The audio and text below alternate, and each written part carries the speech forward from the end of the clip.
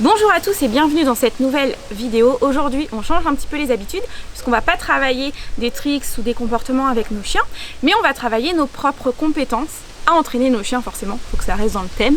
Donc aujourd'hui je vais vous montrer quelques exercices pour travailler des points clés qui vont vous permettre d'être plus clair avec votre chien et ainsi de progresser beaucoup mieux dans vos entraînements. Dans ces exercices, on va vraiment voir des choses pratiques comme travailler l'observation, le timing, la gestuelle ou les lancers. Je ne vais pas parler de théorie, bien sûr, tout ça vous devez le connaître. J'essaye de vous l'inculquer sur cette chaîne et sur le blog depuis un petit moment. Donc voilà, j'espère que ça vous maîtrisez. Si vous ne savez toujours pas ce que c'est le conditionnement classique, opérant, le clicker training, les mécanismes qu'il y a derrière, etc., je vous invite vraiment à vous informer sur le sujet. Plus vous allez comprendre les méthodes qu'il y a derrière le clicker training, plus vous allez être efficace dans vos entraînements puisque vous allez comprendre et du coup l'appliquer beaucoup mieux. Mais aujourd'hui, on va vraiment se focaliser sur des choses pratiques. C'est parti! Le premier exercice que je vais vous montrer va nous permettre de travailler la gestuelle. C'est super important pour éviter d'avoir plein de mouvements qui vont distraire notre chien et qui vont parasiter l'entraînement. Et ainsi aussi éviter d'avoir des cues parasites qu'on va introduire sans le vouloir et qu'on va mettre du temps à s'en rendre compte, voire à l'enlever par la suite. Donc c'est vraiment super important d'avoir toujours une même position et de la reprendre à chaque fois et d'aller aussi dans l'ordre. On clique, puis 2 secondes après on récompense, puisque parfois dans la précipitation on va avoir tendance à cliquer et récompenser en même temps, alors que c'est vraiment le clic puis la récompense. Donc pour ça, rien de plus simple, on met les bras le long du corps, on clique, puis on récompense. Donc pour ceux qui ont une pochette comme là j'ai mis par exemple, ça va être de prendre la récompense et de la poser et de revenir toujours à la position initiale qui est ma main sur le côté. Donc je recommence.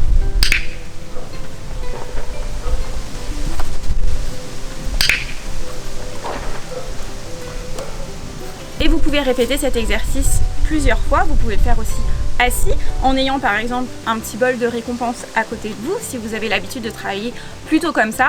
Le but c'est vraiment d'éviter d'avoir les mains qui restent en hauteur et de revenir toujours à l'emplacement initial. Pour ce second exercice, on va travailler l'observation et le timing, des points importants pour pouvoir avancer dans nos apprentissages, puisque ce qui va nous permettre de cibler vraiment le comportement qu'on souhaite. Donc pour ça, vous avez simplement besoin d'un petit dé en plus de votre clicker. Sur le dé, vous allez choisir soit les chiffres pairs, soit les chiffres impairs.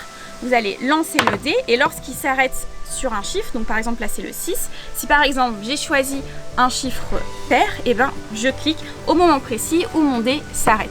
Donc ça va permettre de travailler l'observation puisqu'il va falloir qu'on observe si c'est des chiffres pairs ou impairs, et en même temps notre timing, puisque le but ça va être vraiment de cliquer au moment où le dé s'arrête, où on sait qu'il va s'arrêter sur un chiffre pair ou impair selon ce qu'on a choisi, et pas 3 secondes après.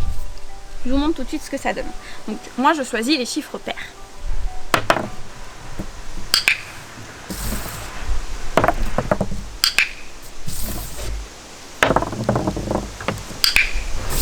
Je tombe que sur des chiffres pairs.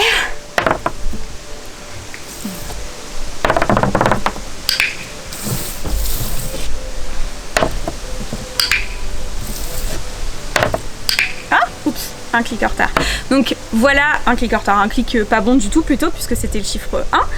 Donc cet exercice est super intéressant puisque vous voyez, on apprend à cliquer mais aussi à ne pas cliquer, puisque parfois en séance de shaping, il ne faut pas qu'on clique tout et n'importe quoi, il faut vraiment cibler les bonnes choses. Et quand notre chien a tendance à répéter souvent la même chose, le bon comportement, et qu'à un moment donné il ne le fait pas correctement, des fois on peut cliquer un petit peu trop vite. Donc vous voyez là j'ai eu beaucoup de fois des chiffres impairs, non pairs, j'avais choisi les chiffres pairs, j'ai eu plusieurs fois des chiffres pairs et d'un seul coup j'ai eu un chiffre impair et j'ai cliqué un petit peu trop vite.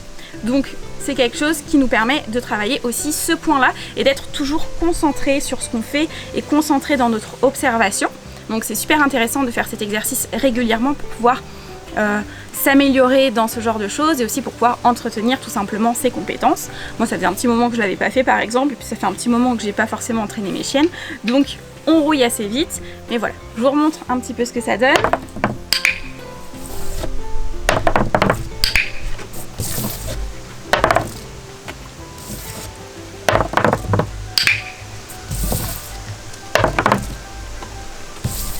Pour ce dernier exercice, on va travailler le lancer. C'est super important puisque le placement de récompense a un impact vraiment intéressant sur l'apprentissage. Il va nous permettre d'aller plus vite. Il faut vraiment récompenser dans le sens du mouvement pour aider le chien. C'est aussi important parce que si on travaille la distance, il faut pouvoir récompenser au loin, et donc lancer peut être un bon moyen de pouvoir récompenser à distance ou dans le sens du mouvement comme je le disais tout à l'heure. Donc vraiment c'est une compétence à ne pas négliger. Pour ça on va tout simplement s'entraîner à lancer dans quelque chose. Donc moi j'ai mis des gamelles pour les chiennes par exemple, donc je vais m'entraîner à lancer dedans.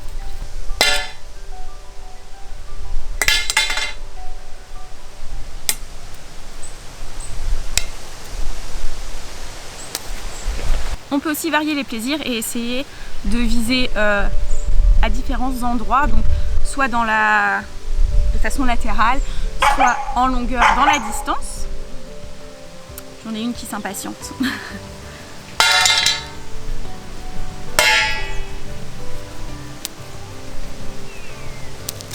Vous allez voir que lorsque vous essayez de lancer à un endroit puis à un autre, c'est plus difficile que lorsqu'on lance toujours à la même distance puisqu'on commence à se caler sur le mouvement. C'est pour ça que c'est intéressant d'essayer de jouer avec plusieurs endroits à viser aussi.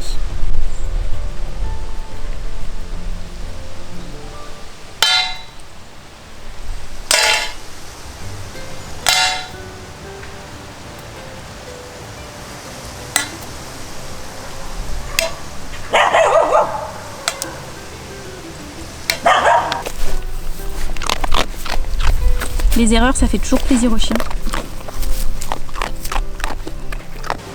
Voilà tout pour cette vidéo, j'espère que ça vous aura plu. N'hésitez pas à vous filmer et à poster ça sur les réseaux sociaux. N'oubliez pas de me taguer si vous voulez que je reposte tout ça sur mes propres réseaux sociaux, en story ou voilà. Et sur ce, moi je vous dis à très bientôt dans une nouvelle vidéo ou sur les réseaux sociaux. Salut!